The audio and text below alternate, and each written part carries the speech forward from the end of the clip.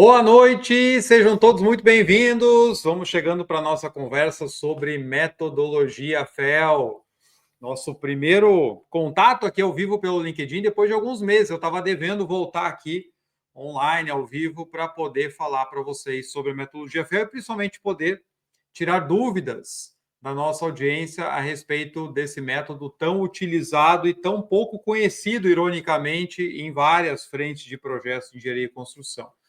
Eu sou André Schoma, vou me apresentar com um pouquinho mais de detalhe daqui a pouco, mas para quem ainda não me conhece, sou André Schoma, sou engenheiro civil, trabalho em consultoria de grandes projetos de capital, comecei a minha carreira em canteiro de obras, em projetos industriais, projetos de infraestrutura, e hoje trabalho já há 17 anos com metodologia FEL, o front-end loading que a gente vai falar hoje. Fiquem bem à vontade para usar bastante o chat aqui do LinkedIn, colocar as questões de vocês, as perguntas. Queria começar com vocês colocando da onde que vocês estão acompanhando essa live. Sempre é legal a gente ver como que a gente chega longe através da internet. Eu já tive alunos da Austrália, tive alunos da Europa, da África, da América do Norte e, claro, grande maioria aqui do Brasil. Então, se puderem ir colocando no chat, não só suas perguntas e suas dúvidas a respeito da metodologia FEL, mas coloquem também da onde que vocês estão acompanhando esse evento, tá joia? Eu estou com outra tela aqui, só para checar se a transmissão está tudo certa, e vou estar de olho também nos comentários e nos chats. Mas sejam todos muito bem-vindos. Vamos começar a nossa conversa a respeito do que é a metodologia FEL.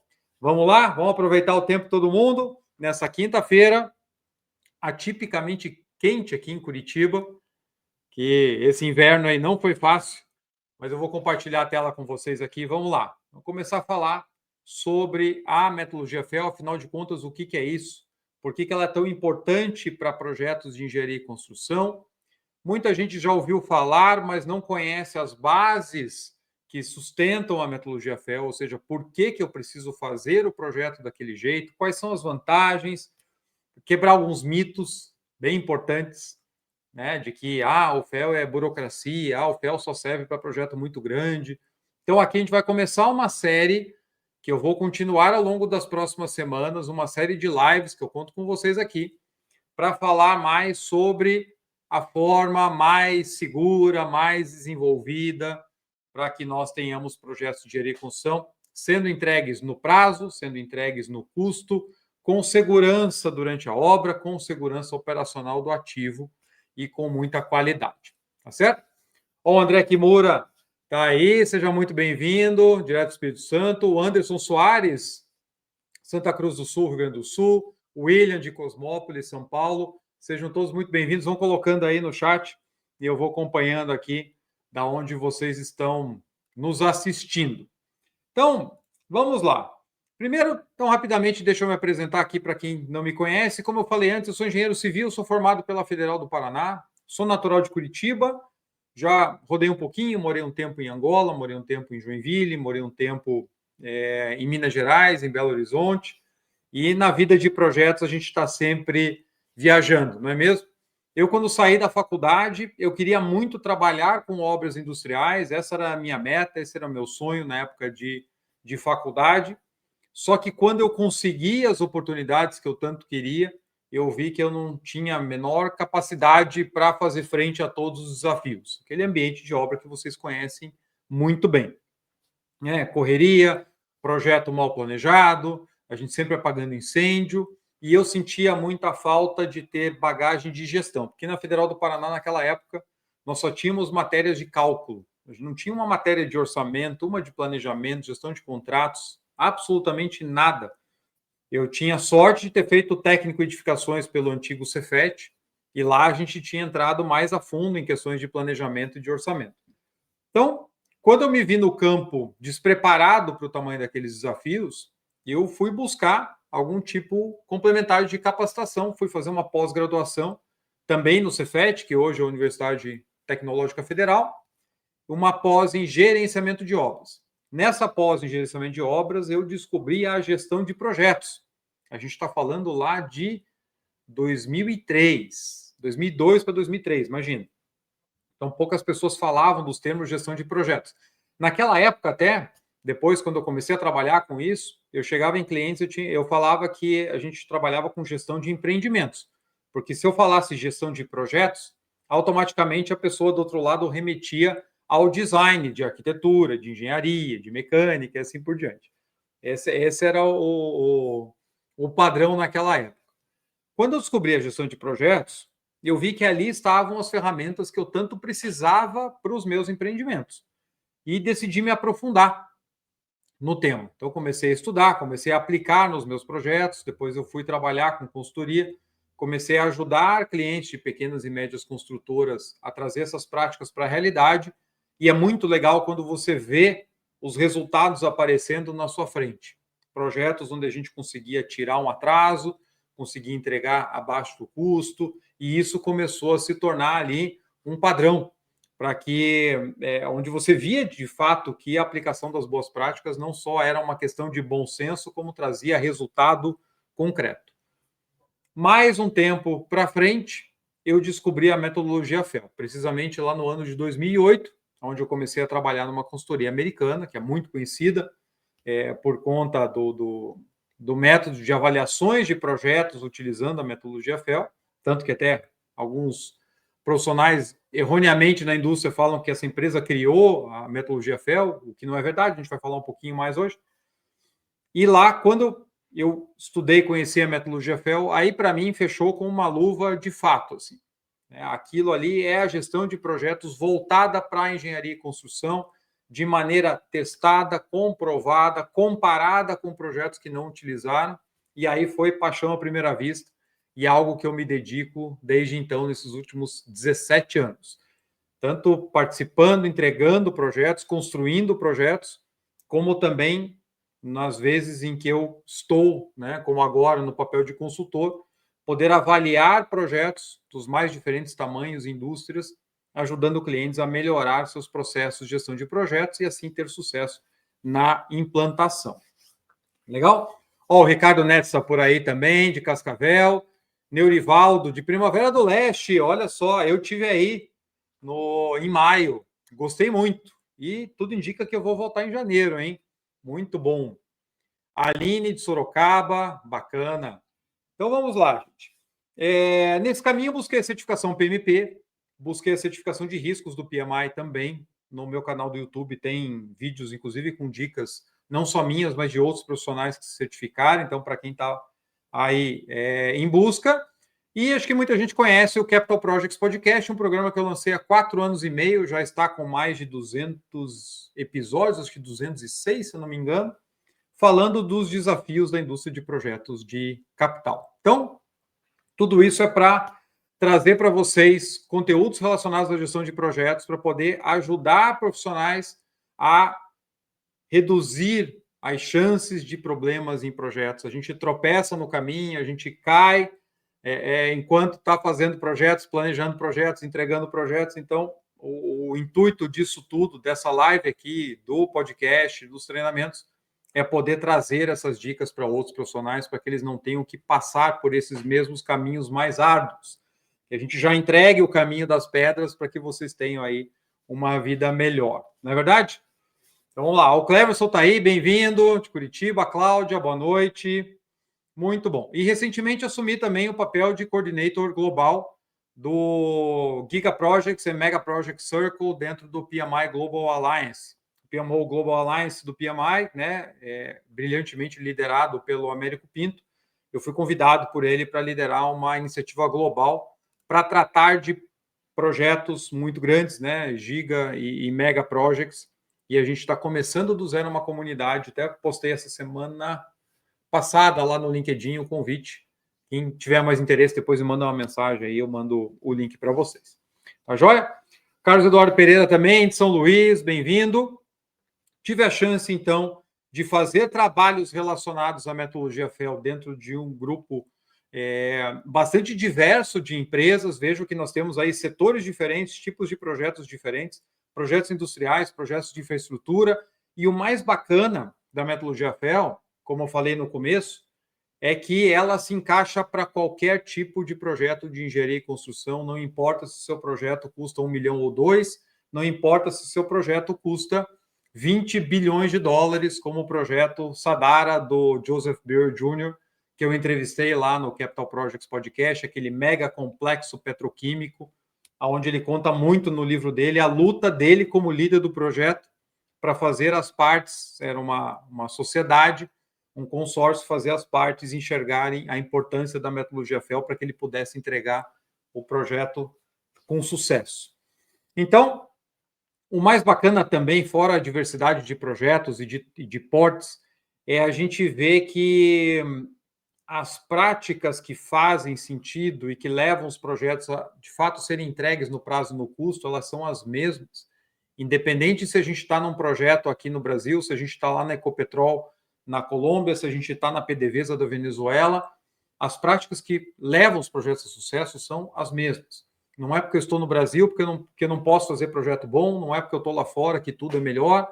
A partir da hora que a gente domina essas práticas, começa a ficar intuitivo dentro do nosso processo de planejamento de projetos, tratar os assuntos, claro, de maneira interrelacionada, interdisciplinar, mas tratar dentro daquilo que o método nos mostra que é o caminho mais eficiente, é o caminho que me leva ao sucesso de maneira mais segura. E assim eu consigo preparar melhor os projetos antes deles irem para a fase de execução, que é uma fase tão difícil como todos vocês sabem. Tá certo? Então, só para a gente trazer um pouquinho de contexto aqui. A gente pode buscar várias referências na indústria, os números vão variar um pouco, mas a tendência é sempre a mesma. Todo mundo sabe intuitivamente e provavelmente até pratica esse discurso de que projetos que não são bem planejados têm uma maior chance de ter desvios de prazo, de custo, problemas de qualidade, etc. O bacana é que isso dá para medir. Não é fácil, são pouquíssimas empresas que têm isso, mas é possível você medir taxas de sucesso de acordo com as práticas que são aplicadas ali nos projetos. E a gente tem até algumas segmentações por indústria. Então, aqui eu estou trazendo alguns dados do professor Bent Flubier, da Universidade de Oxford, que tem um centro de estudos de grandes projetos, com uma base de mais de 20 mil projetos do mundo inteiro. Eu também entrevistei ele lá no Capital Projects Podcast. Até quero saber quem que já assistiu os episódios aí com o Bent Flubier e com o Joseph Brewer. Né? O Bent, a gente falou sobre o livro Como Fazer Grandes Coisas, que foi lançado logo depois em português. E com o Joseph eu falei do projeto Sadara, aquele gigaprojeto de mais de 20 bilhões de dólares. Então coloque nos comentários aí, só para eu poder acompanhar, se o conteúdo está chegando em vocês. Então o Bent, ele nesse livro de Como Fazer Grandes Coisas, lá no final ele tem um anexo, a gente falou da tabela que ele apresenta nos anexos do livro, onde ele mostra o tanto de desvio de custo de projetos de diferentes indústrias. E lá ele coloca que na mineração o desvio médio de custo é de 27%. O que é isso? É o desvio de custo entre você aprovar o projeto no final do projeto básico, é ali que termina a fase de FEL, a gente já vai falar daqui a pouquinho sobre o que é o FEL e como é que ele se divide. Então, é o valor que foi aprovado, normalmente pelo conselho ou pela diretoria, para aquele projeto, e o quanto ele custou no final. Você desconta ali efeitos inflacionários, para trazer o dinheiro no tempo, né, na mesma data, e compara ali o resultado. Então, ele coloca lá que para a mineração o desvio médio de custos é de 27%, o que eu acho um número bem bom. Não que eu advogue a favor desse limite, mas o que eu tenho visto na indústria da mineração é muito pior que isso, tá? E 17%, olha só, 17% dos projetos que ele avaliou tiveram desvios médios de 129%. Tá? 129%. Imagina, mais do que dobrou o CAPEX. Ó, a Sara colocou ali que ela assistiu o primeiro, vai assistir o segundo depois. O Mário Rueda assistiu só o último, né, com o Joseph. O Anderson com o Bent. Legal. Jonathan, seja muito bem-vindo. Vamos lá. E óleo e gás, uma indústria tão forte aqui no Brasil também, assim como é a mineração. Desvio médio de custo 34%, sendo que 19% dos projetos tiveram desvios médios de 121%. Então, mais uma vez, o que a gente está olhando aqui? Né? Não só a média da indústria desses estudos aqui do Bent Flubier, lá de Oxford, mas vendo que a média é uma coisa, mas existe um set de projetos, um conjunto de projetos que acaba dando resultados, às vezes, muito piores. E aí, para ir para vamos para um extremo, apesar que não são os piores, projetos de hidroelétricas, desvio médio de custo 71%, sendo que 1/3 teve desvio médio de 202%. Olha só o que são esses números. Imagine você, um projeto de hidrelétrica, projetos de energia em geral, são projetos que são focados no longo prazo. São projetos que, por terem uma receita garantida por muito tempo, não costumam ter margens muito grandes, certo? Tudo é um trade-off. É igual investimento pessoal. Eu vou especular no curto prazo, porque eu quero um retorno grande, ou eu vou comprar uma renda fixa que vai vencer para daqui a 25 anos. Se ela vai vencer para daqui a 25 anos, ela não vai te pagar uma taxa tão atrativa, mas ela é segura. Projetos de hidrelétrica são nessa linha. Você não constrói uma hidrelétrica para especular no mercado, você constrói para conseguir contratos de 20 anos, 30 anos, a uma margem pequena que no longo prazo acaba fazendo sentido. Se o teu projeto de partida gasta 71% a mais, o que acaba acontecendo na prática é que esse projeto nunca vai se pagar. É isso. E se ele custar muito mais, quer dizer, com 71% você já está, na verdade, no prejuízo. Você gastou dinheiro e não vai recuperar até o final da vida útil daquela hidroelétrica, tá? Tem projetos piores? Tem. Projetos de usinas nucleares, projetos de manejo de resíduos nucleares também, e projetos de Olimpíadas, né? Projetos de Olimpíadas. O Thiago está por aí também, seja muito bem-vindo. O André Munhoz perguntou: temos esse número só do Brasil para comparar? Infelizmente, não. Né? Não é segmentado, são números globais, tá? Mas assim, por que eu trago isso aqui de início? Porque se eu tenho consciência de que eu estou trabalhando em um mercado onde a média é muito ruim, o ambiente está, em teoria, contra o meu sucesso, o que eu preciso fazer? Pensem bem. Se você tem um novo desafio para assumir, né? Eu estou treinando boxe na academia há 2 semanas, meu professor chega para mim e fala assim: temos um torneio semana que vem, você quer entrar? Ah, eu quero entrar, olha que legal. Né?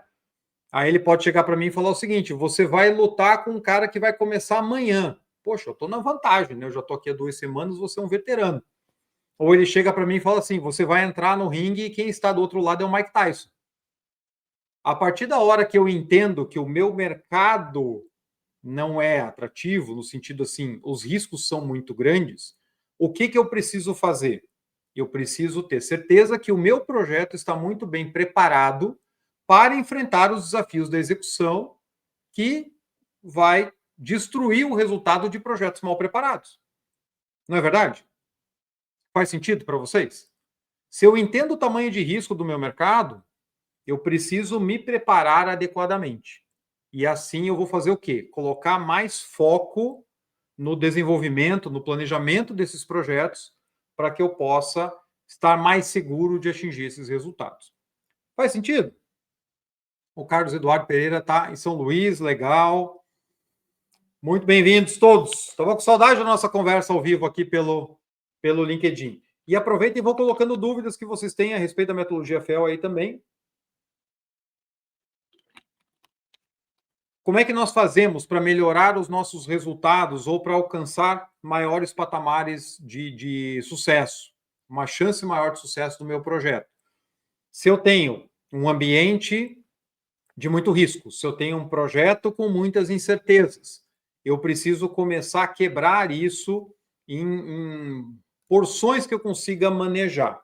Então, eu trago rapidinho como paralelo aqui como que o homem chegou na Lua. O programa da NASA durou mais de uma década, tinha estágios diferentes, tinha o projeto Mercury, depois tinha o projeto Gemini, e até chegar no projeto Apollo, aonde cada missão era um passo desse processo. Primeiro a gente precisa conseguir mandar o homem para a Lua não, para o espaço, e ele precisa voltar vivo, né?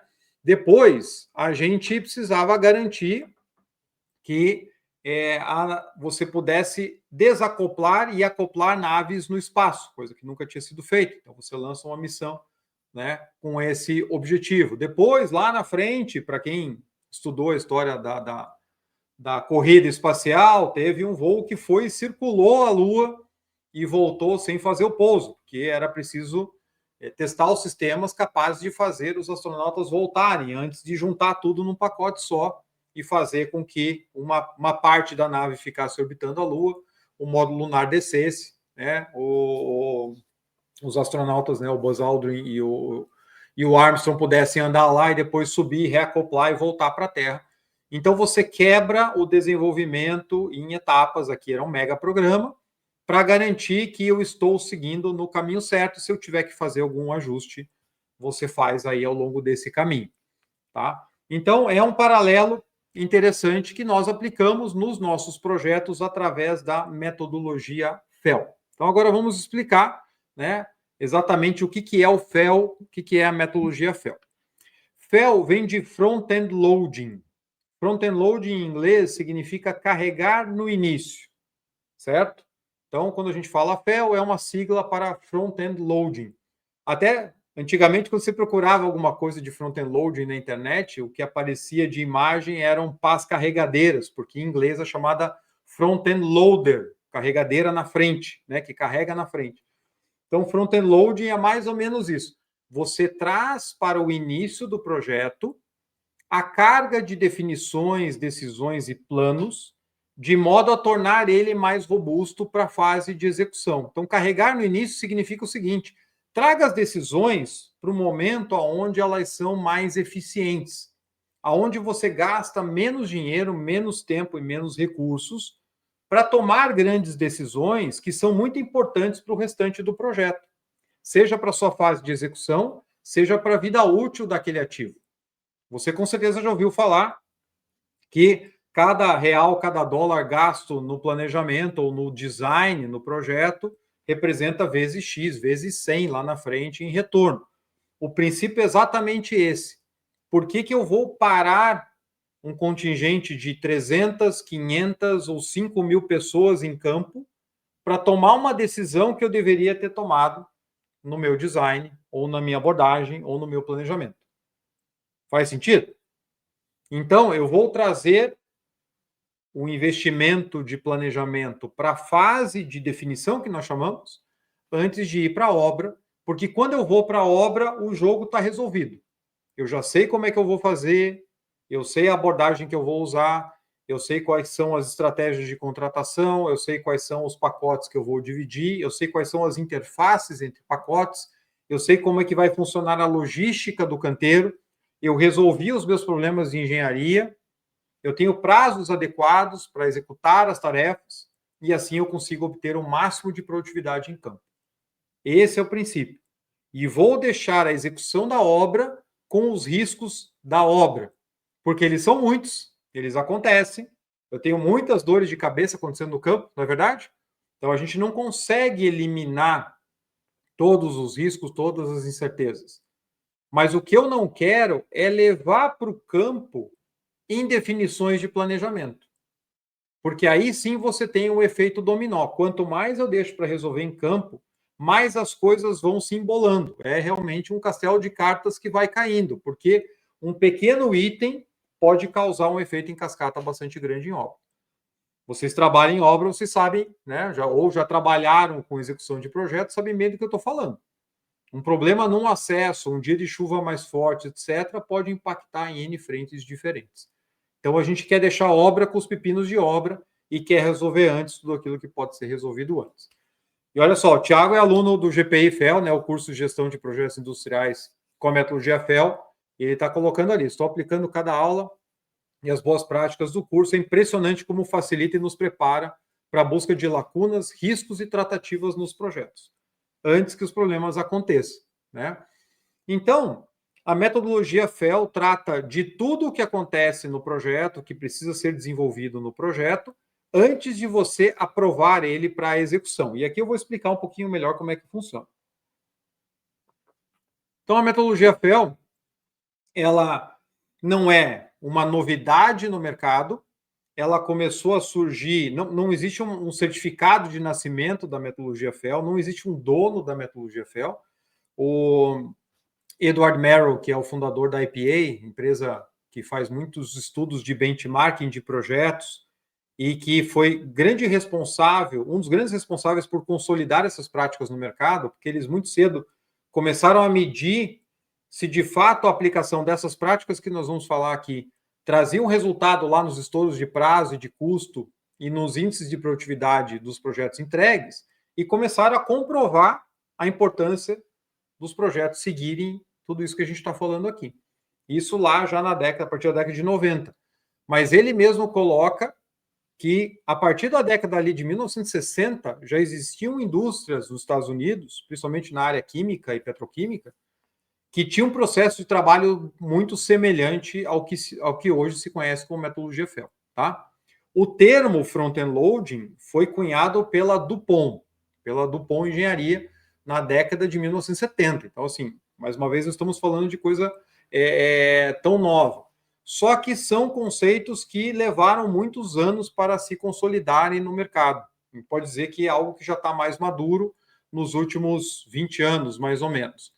E aqui no Brasil, a gente ainda tem um pouco para caminhar, na nossa ideia de partir sempre para o fazejamento. É ir para a obra, porque senão eu estou perdendo tempo, senão eu não atinjo a minha janela de mercado, e todas aquelas desculpas que a gente já conhece para não planejar os projetos e depois ficar com os resultados até piores do que aqueles que a gente viu ali no início. Certo? Então, vamos lá. A metodologia FEL para um projeto de engenharia e construção, que é para os quais ela foi criada, ela divide os projetos em 3 etapas, que a gente chama aí de FEL 1, FEL 2 e FEL 3. A fase de FEL 1 é a fase do business case, a fase de análise de negócio, aonde você vai estruturar a sua viabilidade, você vai avaliar mercado, vai avaliar curva de oferta e demanda. Pensando aqui, eu sempre trago exemplos de plantas industriais, porque são os mais fáceis da gente fixar os conceitos. Mas isso serve para projetos de infraestrutura, por exemplo, tenho trabalhado com projetos de ferrovia, projetos de linha de transmissão, né? Funciona exatamente da mesma forma. Projetos portuários, como eu já trabalhei também, fazendo obra, serve também para projetos imobiliários, embora pouca gente na área imobiliária use, mas os conceitos estão lá. E você pode e deve usar. Então, na fase de FE1 é a fase de negócio. Você está estudando a viabilidade. Poxa, se eu ampliar a minha planta, se eu fizer uma nova, se eu construir um empreendimento comercial, se eu construir essa linha de transmissão, se eu entrar no leilão para concorrer a essa linha, etc. É a fase de viabilidade. E aí você vai buscar muitas analogias, muitas referências de outros projetos para poder montar o seu business case. Quanto será que vai custar? Quanto tempo vai levar? Né, para ver se o retorno parece parar de pé. Faz um estudo preliminar ambiental, comunidades, etc., porque são questões que podem trazer até falhas fatais depois, não é verdade? E aí você fecha a primeira etapa com um bom estudo de negócio, para dizer o seguinte, gente, essa oportunidade vale a pena. Vamos seguir em frente. Tá? Sendo viável o projeto, estando bem estruturado, a empresa entendendo que é uma boa oportunidade, a gente passa de fase. Eu vou para a fase chamada de FEL 2. FEL 2 é onde acontece a definição completa do escopo. Então, você tem uma ideia do escopo no FEL 1, mas o projeto é muito amplo, você nem tem engenharia ainda. Às vezes, você precisa fazer um trabalho de engenharia preliminar, alguns arranjos, para entender como é que o projeto vai ficar, para poder melhorar até algumas estimativas, saber se o terreno é suficiente, mas é tudo ainda muito preliminar. Quando você vem para o FEL 2, já é a fase onde nós fazemos o projeto conceitual.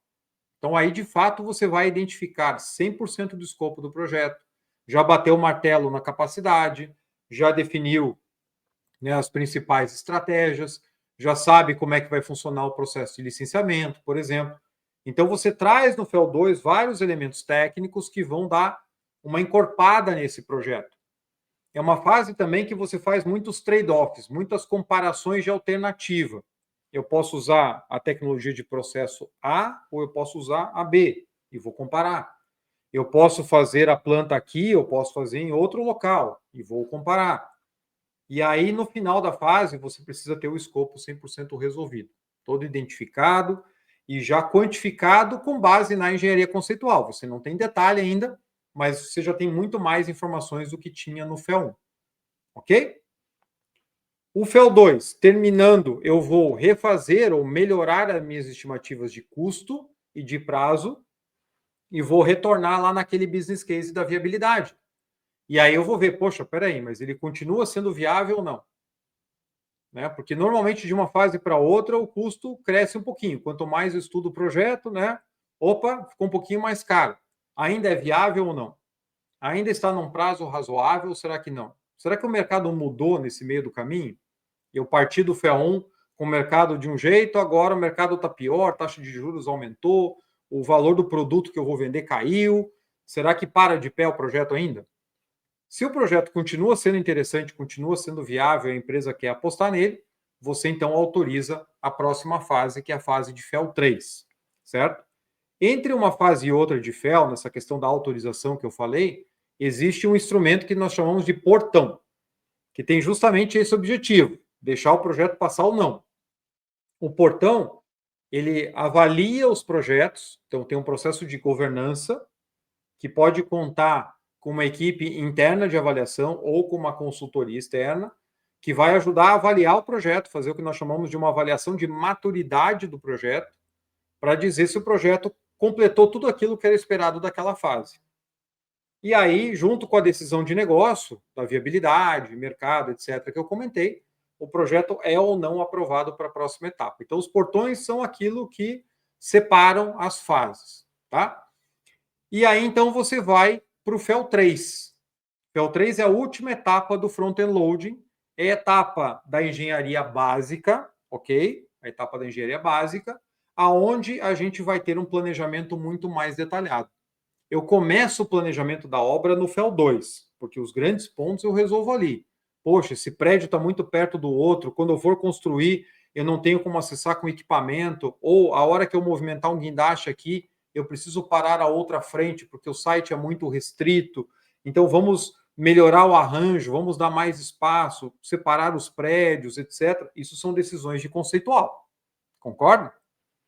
A hora que eu vou para o projeto básico sendo elaborado vai me dando os quantitativos, aí sim, de maneira mais detalhada do que eu tinha antes.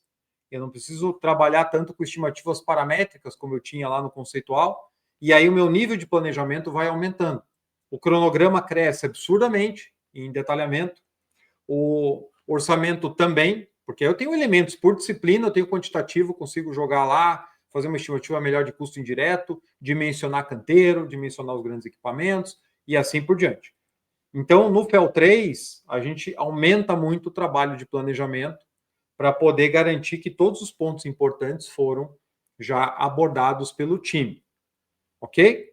E aí termina a fase de front-end loading. Por quê? Porque a partir do final do básico é normalmente quando as empresas têm a tomada final de decisão, que a gente conhece como Final Investment Decision, né, o FID, ou tomada final de decisão, que a empresa dali para frente não espera mais cancelar o projeto. Em qualquer momento do FEL, nos portões principalmente, você pode matar o projeto e faz parte da vida. Olha, estudei esse projeto, parecia interessante. Quando nós chegamos aqui já não pareceu mais, então eu vou lá e corto o projeto, né? Mas a partir do final do FEL 3, você não espera mais que ele não aconteça, porque o que entra na fase de execução, que é o que vem depois do front-end load, o que vem depois do FEL?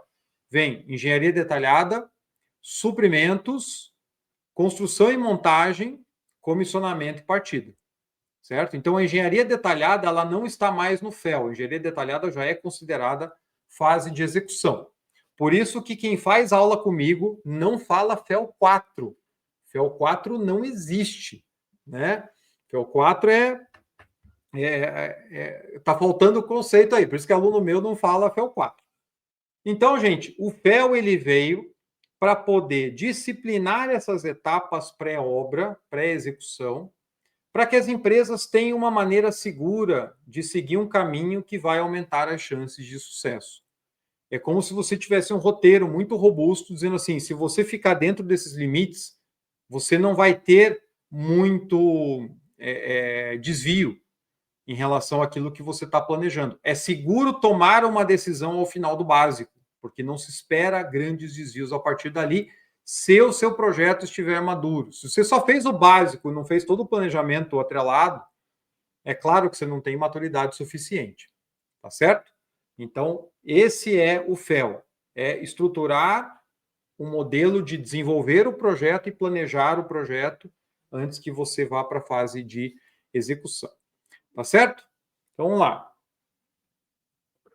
O resto ele está perguntando ali, você irá abordar sobre o feed. Falando bem rapidamente, assim, pela questão do nosso tempo. Feed é uma confusão, tá? Feed vem de Front-End Engineering Design. Se você levar ao pé da letra, é o design que acontece no front-end, ou seja, toda a parte de engenharia que acontece dentro do FEL. Então, se você for pelo termo cru, o feed significaria conceitual mais básica, tá? Só que na maioria das referências de mercado que a gente vai encontrar, o feed, o FEL 3 é chamado de feed. FEL 3 inteiro, não só engenharia. Aí tem gente que chama engenharia básica de feed e tem gente que chama o FEL 3 inteiro como feed, tá? Então é um conceito assim, é complicadinho de explicar porque tem diferentes interpretações para o mesmo termo. E eu conheço empresa que faz uma etapa chamada de pré-detalhamento, que é meio que uma consolidação do básico, e chama essa etapa de feed.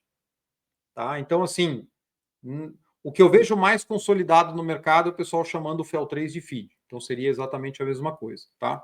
Essa aplicação de feed pós-básico, ela não é legal. Tá? É um tapa-buraco que é feito por algumas empresas, como se fosse uma boa prática, mas na verdade é para resolver problemas de qualidade do básico. Ok? Então, espero que eu tenha conseguido explicar pelo menos um pouquinho, né? Então, vamos lá. O mais importante, quando eu estou numa fase de desenvolvimento do projeto, é eu entender o que eu não sei. E esse é o maior desafio. Eu estava até conversando com um VP financeiro de um grande grupo que está investindo aí bilhões por ano, isso há umas 3 semanas. E ele comentou, poxa, mas eu aprovo o CAPEX, aí desvia, não tem previsibilidade e tal, e eu vou lá e peço para ver as estimativas e tudo. E eu estava comentando com ele sobre a importância da chamada maturidade dos projetos. O que é a maturidade? É a aderência àqueles passos de FEL que a gente viu ali. É claro que a gente viu de maneira macro, mas é o quanto você, de fato, está fazendo o que deveria fazer em cada etapa. Como é que eu garanto que o meu conceitual está bom? Como é que eu garanto que o meu básico está bom? Como é que eu garanto que o meu planejamento está bom? Né? Então, a maturidade é a melhor maneira de você medir se o projeto está aderente ou não, e ele é o maior previsor de risco de qualquer projeto de engenharia e construção. O problema é que quando você não sabe o que é a maturidade e não mede isso de maneira realmente rigorosa, você não tem como saber o nível de risco que a estimativa carrega. Nem com análise de risco detalhada, com rodando simulação de Monte Carlo e tudo mais, enchendo de contingência, porque na verdade os fundamentos do teu projeto estão com problema. E esses fundamentos com problema, a hora que você leva para campo, eles não resistem ao primeiro soco que eles vão tomar ali na execução.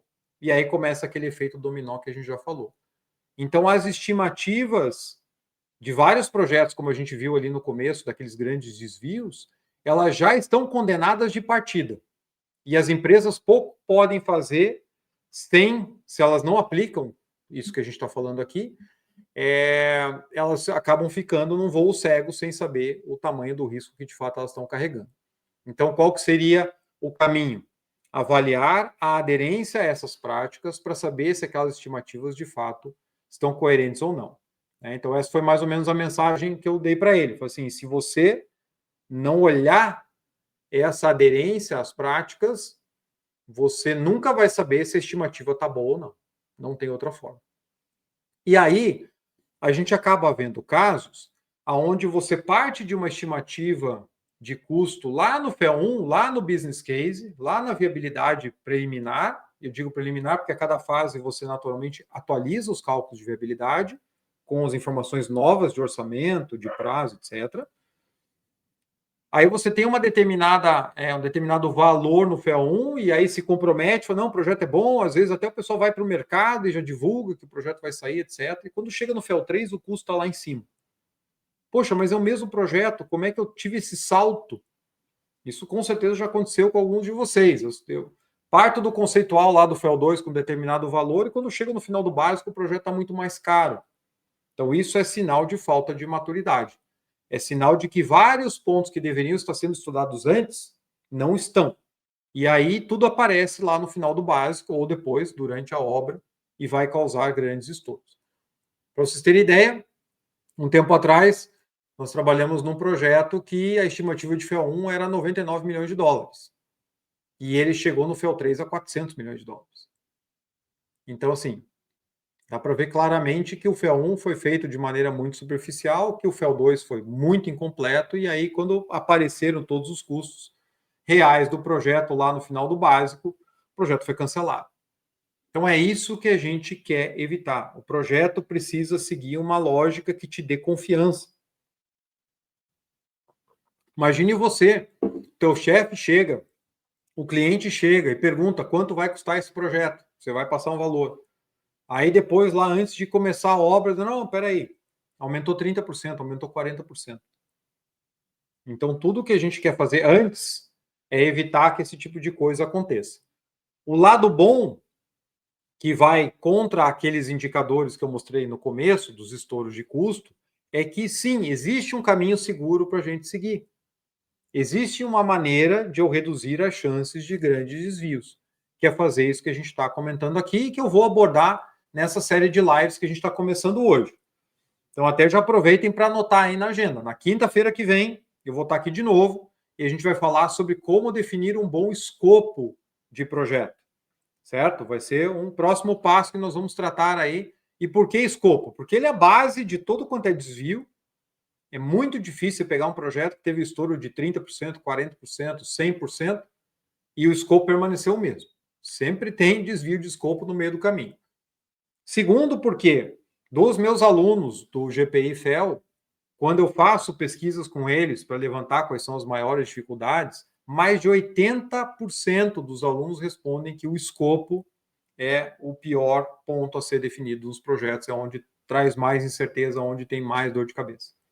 Então, semana que vem, na quinta-feira, 19 horas, a gente vai estar aqui falando sobre como definir um bom escopo dentro do processo do FEL. E aí, isso vai começar a tangibilizar um pouco mais para vocês. Para quem está vendo o FEL pela primeira vez hoje, ou já ouviu falar, leu alguma coisa, mas não sabe direito, a gente vai falar de escopo, depois a gente vai falar de prazo, depois a gente vai falar de custo e riscos, tudo com a prática de como é que eu faço, aonde que cada ponto entra dentro daquele fluxo que eu mostrei ali. O que é feito no FEL1, o que é feito no FEL2, o que é feito no FEL3.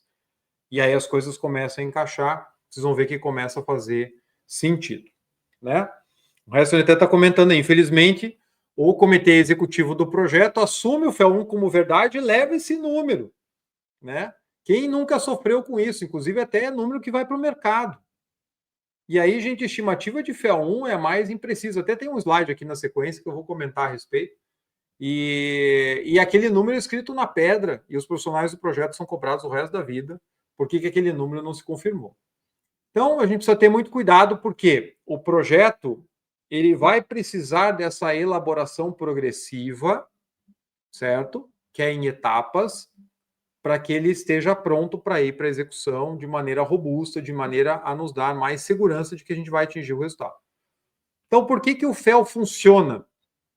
Por que esse passo a passo que eu estou comentando hoje de maneira macro, e como eu falei para vocês, nas próximas semanas a gente vai abordar de maneira mais específica, por disciplina, por que ele funciona? Primeiro, porque ele segue o processo natural da engenharia.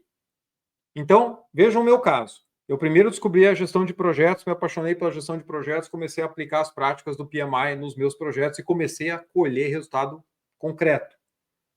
Quando eu conheci o FEL, eu falei para vocês, gente, isso aqui é gestão de projetos para engenharia e construção. Eu achei as respostas que eu demorei 8 anos no mercado para buscar, desde quando eu me formei até a hora que o FEL apareceu na minha vida. Isso mudou a minha carreira. Porque a hora que eu vi pela primeira vez e me explicaram como é que ele funcionava, eu falei, gente, poxa, isso aqui é pegar as práticas que a gente já conhece de gestão de projetos, mas trazer o específico do nosso mercado. Quando que eu faço engenharia conceitual? Por que que eu faço? Quando que eu faço a básica? Por que que eu faço? Qual que é o nível de detalhe que eu vou no cronograma no meu conceito? Qual que é o nível de detalhe que eu vou no meu cronograma no básico? Que horas que eu faço análise de risco? Como é que ela interage com o resto? Então faz muito sentido, não muda em nada a maneira que a gente faz o nosso processo de engenharia, por exemplo, o nosso processo de planejamento de projeto, o nosso processo de orçamento. Ele complementa, ele dá estrutura, ele dá corpo, dá robustez. Envolve as demais áreas no momento certo. Quem aqui nunca sofreu com um projeto que lá na frente chegou um stakeholder novo e falou assim, não, mas desse jeito não dá. Ou chegou o pessoal do meio ambiente e falou assim, gente, mas desse jeito aqui não vai dar para licenciar, vai ter que mexer na engenharia. Pô, mas eu já estou lá na frente. Ah, isso aqui vai dar problema com a comunidade. Ah, como é que eu ia saber lá atrás? Envolver as pessoas no momento certo. Então, inclusive, tem mitos aí do FEL que falam assim, ah, porque é burocrático, dá muito trabalho. Olha só o esforço de planejamento que você vai ter. Gente, esforço é você justificar como é que se estoura o projeto em 30%, 40%, 50%. Esforço é você ficar parado anos esperando uma licença, sendo que você podia ter mitigado riscos ambientais melhorando o teu design, ou já antecipando que aquele site ia ser problema. Não é verdade? Então, envolvendo as partes necessárias no momento correto é a maneira mais eficiente de você fazer projeto. Mantenha o projeto sob o controle do contratante. A gente fala muito da figura do owner, que é o empreendedor, é o contratante. Só que é importante para quem trabalha em contratada conhecer do FEL, porque aí você vai descobrir a origem de muitos problemas que caem no teu colo, provocados pelo cliente. Você vai saber de onde surgiu aquilo e, ao entender isso, vai conseguir projetar o tamanho do impacto que isso pode trazer no projeto. Porque muitas vezes na execução, os problemas parecem isolados, parecem pontuais. Mas se você começar a estudar a origem disso, você vai cair no FEL com certeza, na grande maioria das vezes. Facilita a identificação e tratamento de riscos cedo no processo. Então você encara os problemas de frente desde cedo, melhor do que encarar no campo. Reduz o risco de retrabalho, como falei o caso do meio ambiente. Quantos projetos ficam aí pendentes de licença que poderiam ter sido melhorados lá no início da engenharia? Permite que o projeto seja concebido de acordo com as necessidades e as restrições específicas. Eu fui visitar um projeto de um cliente uns 2 anos atrás, e que era um prédio metálico perfeito para ser modularizado. O projeto podia ter sido feito em menos da metade do tempo. Era um projeto super crítico que ia trazer um retorno, ele ia ter um payback, para vocês terem ideia, de 2 anos. Onde é que você faz um projeto industrial com payback de 2 anos? Era uma mina de ouro. E ele podia ser perfeitamente modularizado, ele tinha os pórticos todos iguais, bonitinhos e tal. Eu cheguei lá, a obra estava quase em fase de conclusão, eu perguntei para o líder do projeto, poxa, que legal, fez modular? Ele só baixou a cabeça, fez assim, falou, olha, do jeito que a engenharia foi aparecendo do nada no meio do detalhado, a gente não teve chance de modularizar, mas isso aqui dá para ter feito de maneira muito melhor. Tá? Eu preciso do quê? De tempo para planejar direito. Se eu quero que o projeto seja rápido, ele tem que ser preparado para correr na fase de planejamento, não na obra. E aí eu ganho muito mais tempo. Reduz o risco de mudanças catastróficas, aquelas que causam um efeito dominó no projeto e causam grandes atrasos e estouros de custo. Facilita a gestão de portfólio, porque você vai, de fato, botando foco nos projetos melhores e vai nos portões barrando projetos ruins. Fortalece muito a governança, dá força. Gente, eu consigo medir o nível de qualidade do projeto, que é a maturidade que nós falamos. Você chega em média, tem uma maneira estruturada para isso, e você dá uma nota para o projeto. E você sabe, através dessa nota, o nível de risco que ele tem. É preto no branco. Está ali. Está comprovado. Aí que a empresa define se ela, com aquele nível de risco, vai querer seguir ou não. Mas ela fica sabendo o tamanho da encrenca. E tem resultados comprovados globalmente. Então, aquela história de que, mas isso aqui para o meu projeto não funciona. Mas é muito esforço e planejamento. Mas é burocrático e não traz benefício. Gente, isso é medido estatisticamente. com base em dezenas de milhares de projetos. Tem várias pesquisas da IPA, que inclusive, né, alguns dados abertos estão lá dentro do GPI FEL, certo? Mostrando a correlação direta entre o nível de maturidade dos projetos e o nível de precisão dos resultados. Então, não dá mais para lutar contra, não dá para achar que, não, para mim não funciona, para o meu projeto é diferente. Então, vejam que bacana. Isso mostra que dá para fazer melhor e a indústria já tem o caminho. Essa era a minha aflição. Quando eu saí da faculdade, me sentia incompetente e saía buscando conhecimento, né? Eu pensava exatamente isso. Gente, não é possível que a gente faça construção há milênios e que não tenha um processo comprovado de que esse negócio funciona. Que dá para fazer, porque eu via cada colega meu fazendo de um jeito diferente, né? Dando porrada na obra e indo para o fazejamento e aquele negócio todo. E eu olhava assim, não é possível que o desvio seja a norma, que os estouros sejam o padrão. Tem que ter uma maneira profissional de fazer esse negócio, né? E aí, por isso que eu falei, quando eu descobri a metodologia FEL, minha vida dali para frente mudou. E eu já tive dos dois lados, construindo projetos e avaliando projetos e ajudando clientes a melhorar seus projetos. E aí a gente entende o comportamento dos projetos através do custo de maneira muito clara. Para quem conhece as práticas da AACE, Associação para o Avanço da Engenharia de Custo, existem práticas recomendadas que são utilizadas no mundo inteiro e que mostram para a gente como as estimativas precisam ser feitas, como que as análises de risco são feitas, como que os cronogramas devem ser feitos, etc. E um dos produtos mais conhecidos aí da ACE é a prática recomendada que define a classe de uma estimativa de custo. Então, você fez um orçamento para um projeto. Poxa, mas um orçamento de FEL 1 é muito diferente de um orçamento lá da fase de obra. Como que eu separo isso? A ACE separa em classes, que vão de classe 5 a classe 1. Classe 5 é a mais imprecisa, vamos dizer assim, e a classe 1 é a mais detalhada que você tem. Então, para a gente fazer um equivalente bem rapidinho aqui, né? Classe 5 é uma estimativa de FEL 1, classe 4 uma estimativa de FEL 2, classe 3 uma estimativa de FEL 3, classe 2 é quando o teu projeto detalhado está praticamente pronto, e classe 1 é a estimativa de controle, que você já está na obra, com todo o quantitativo já conhecido, com a grande maioria dos contratos já firmados, e é aquele detalhe que você vai na medição, assim, olha, composição de preço unitário, desviou isso, tem aquilo, né? O maior nível de detalhe que você pode ter. Então, aqui embaixo é o nível de precisão da estimativa de acordo com a maturidade do projeto. Aqui na vertical é o quanto a tua estimativa pode variar para cima ou para baixo de acordo com a classe, certo? Isso não é para ser uma norma, dizendo assim, olha, se o teu projeto está no básico, ele pode variar no máximo até tanto. Não, isso é uma referência que tem que ser melhor utilizada do que é. Lá na conversa que a gente vai ter daqui a 3 semanas falando de CAPEX, eu vou voltar nessa curva aqui, tá? Quero ver quem é que vai lembrar. Mas uma estimativa de FEL 1, como foi até comentado pelo Reston aí, sobre o comitê executivo ter escrito na pedra o valor, ela pode variar de mais 30% a mais 100%, a depender da qualidade do input que você tem e do quanto você consegue comparar essa estimativa com outras que você já fez. Né? Como pode variar para baixo, menos 20, menos 50. Né? É claro que normalmente a gente vê só para cima, não é verdade? Mas em teoria ela poderia variar para baixo também. Tá?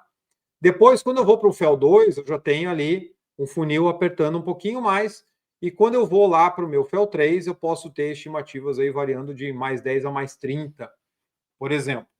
A indústria usa muito a referência mais ou menos 10% no final do FEL 3. Mas, de novo, não é porque eu estou num final de FEL 3 que o meu projeto vai respeitar aquele nível de variabilidade.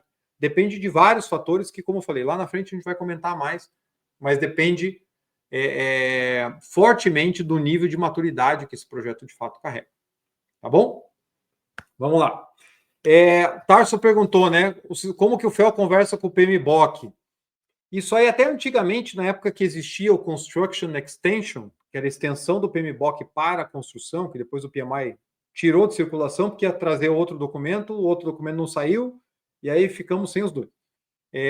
Mas, inclusive, tinha um capítulo sobre metodologia FEL curtinho, tinham 2 parágrafos, assim, mas hoje já não tem mais. Você vai executar cada fase daquela. Lembra que o PMBOK ele fala iniciar o projeto ou a fase, encerrar o projeto ou a fase, planejar o projeto ou a fase. É o conceito de elaboração progressiva que está no PMBOK. Então, por isso que eu falo que o FEL é a gestão de projetos aplicada para engenharia e construção, porque ele casa perfeitamente com tudo aquilo que o PMBOK traz. O que seria uma diferença, que não é uma diferença, porque, como eu falei, o PMBOK está sempre falando, você está trabalhando na fase ou olhando o projeto inteiro. No FEL 2, você vai planejar de forma integrada, você planeja o FEL 3 e a execução. Quando você vai para o FEL 3, você planeja a execução apenas, você já está no FEL 3. Então, você tem as etapas que são interrelacionadas. E para todas elas, você tem prazo, custo, tem a tonagem de risco pegando todo. Então, é 100% de aderência. Não tem nenhuma incompatibilidade aí com as práticas do PMBOK, para quem conhece, tá? O Jonathan colocou muito bem, o envolvimento dos stakeholders é uma fase importante para setar expectativas e evitar frustrações. Não só frustrações, como mudanças tardias, atrasos, alterações que vão acontecer de última hora. Quem nunca viu um conflito na entrega de um ativo de projeto para a equipe operacional?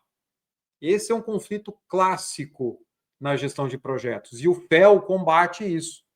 Porque o pessoal de operações e manutenção participa do projeto, ou deveria participar, desde o FEL 1.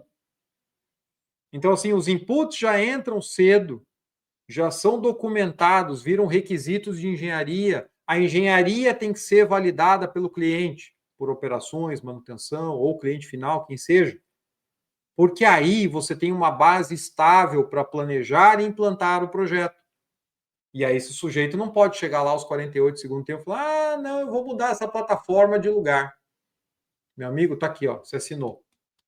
Mas vai ter que ser. Beleza, gestão de mudança. Então era assim o baseline antigo, agora você tem um impacto, vai custar mais tanto, vai levar tanto tempo. Você me assina aqui, a gente ajusta o plano e a gente faz. Mas não venha dizer que você não viu isso. Certo?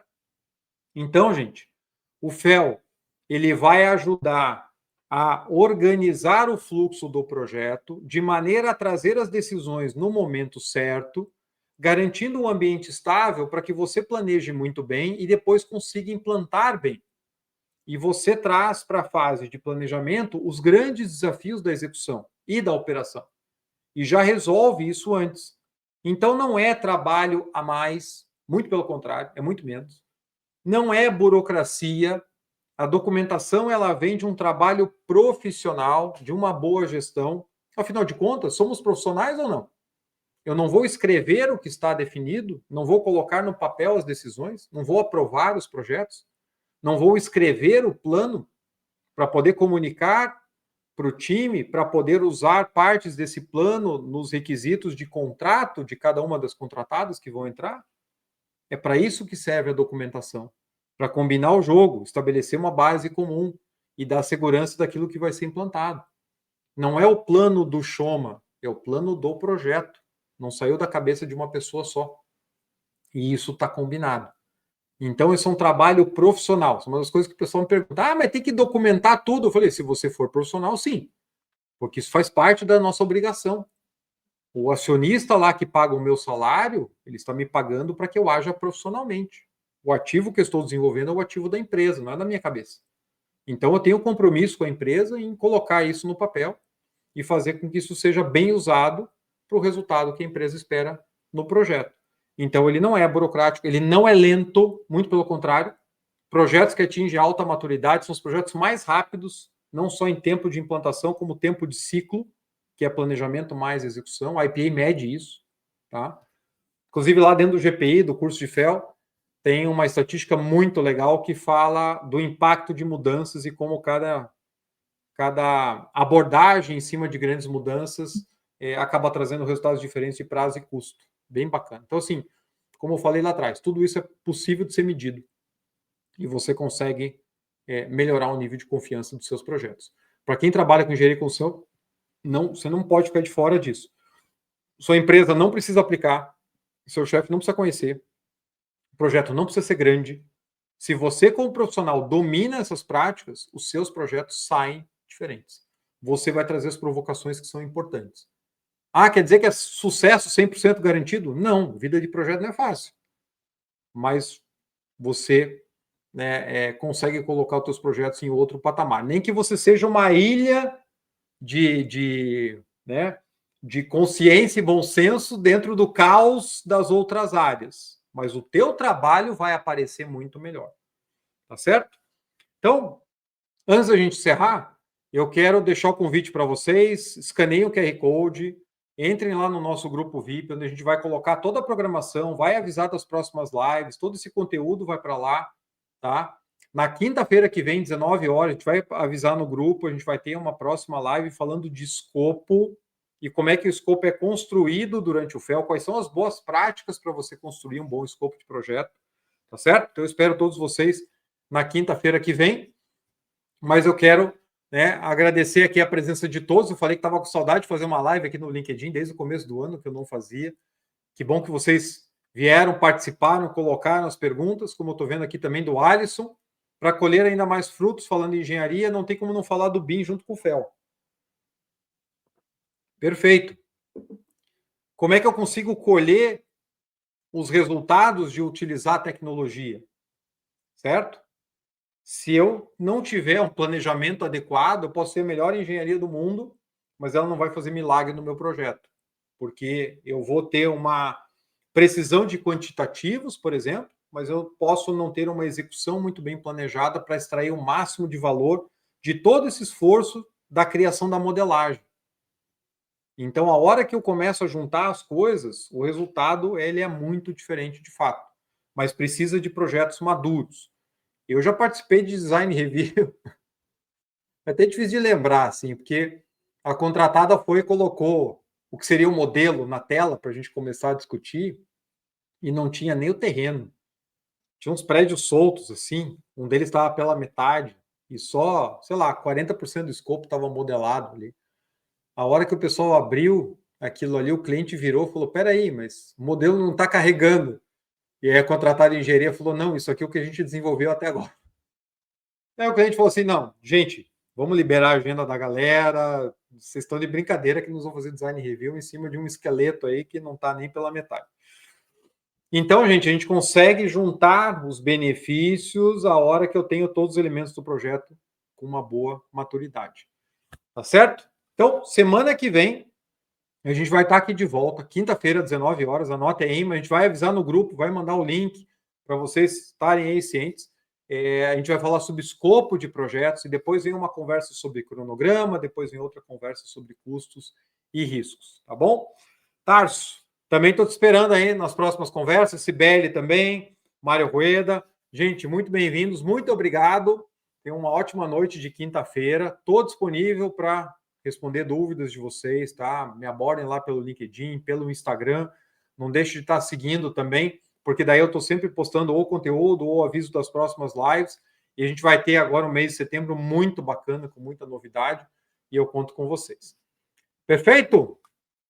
Gente, se não tiverem mais dúvidas, muito obrigado pela conversa de hoje. Eu falei, é só uma introdução, principalmente voltada para aqueles que não conhecem o FEL ou estão interessados em saber mais do que ler um parágrafo, é importante entender o que está por trás de cada uma das fases, como eu falei, e aí, a partir das próximas lives, a gente começa a entrar em questões mais específicas para tangibilizar um pouquinho mais.